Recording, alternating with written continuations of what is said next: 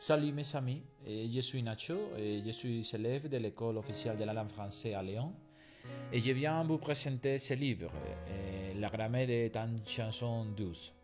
Et je vais parler d'un premier lieu l'auteur du livre, et c'est Eric Orsena qui est l'auteur du livre.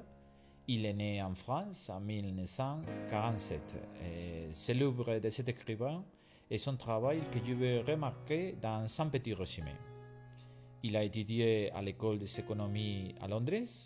Il est membre de l'Académie française depuis 1998 et c'est un politicien qui a été un des collaborateurs de François Mitterrand, mais aussi un romancier. Il a été nominé au Grand Prix de la Nouvelle de l'Académie française.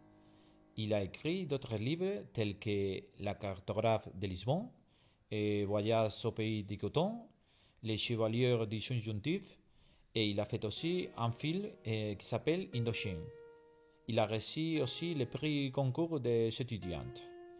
Maintenant, je vais parler du livre. Et à mon avis, l'auteur veut transmettre son amour par la langue française. Les mots, la grammaire, le vocabulaire. Le livre est un roman amusant qui permet de faire voir au lecteur l'importance de la culture, l'éducation. C'est son amour pour la grammaire que l'auteur veut nous inculquer. Et pour cela, l'écrivain crée une histoire amusante sur des frères qui, après un voyage compliqué, vivent une grande aventure en s'apprenant la beauté et la richesse de la langue à travers le vocabulaire, les structures grammaticales, etc. Le livre était plein de messages afin que le lecteur n'oublie pas l'importance des mots dans la vie des personnes. Ainsi, les voyages qu'il nous propose à travers le regard des enfants, on peut découvrir par exemple la beauté de construire les phrases. De plus, il veut attirer l'attention sur l'enseignement et les méthodes utilisées lors de l'apprentissage d'une langue. Je crois que le livre est un mise en garde pour rappeler aux personnes qu'elles doivent lire, étudier, s'occuper de la culture. Je vais parler des personnages.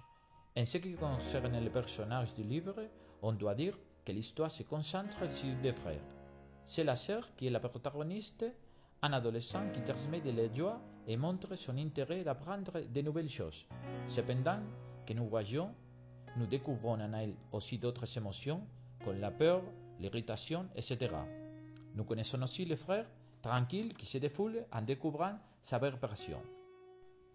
Il existe un autre personnage important dans le livre, un charmant monsieur qui va réveiller nos amis à la curiosité et va leur montrer le monde magique des mots qui habitent dans l'île où ils vivent cette aventure. Finalement, je vais donner mon opinion personnelle. Et à mon avis, c'est un livre amusant qui motive le lecteur afin qu'il continue à lire en français. J'ai ressenti des émotions positives, le livre m'a motivé et m'a fait du bien. Il y a des chapitres très drôles. Par contre, je trouve les fins du livre un peu faibles, car en ce qui me concerne, un livre doit me donner des frissons ou quelquefois avoir les larmes aux yeux. Mais dans ce cas, je n'ai pas lu un chapitre final qui provoque ou déclenche en moi des émotions positives ou négatives. Mais si je dois donner une opinion, je vous le recommande. J'espère qu'il vous plaît.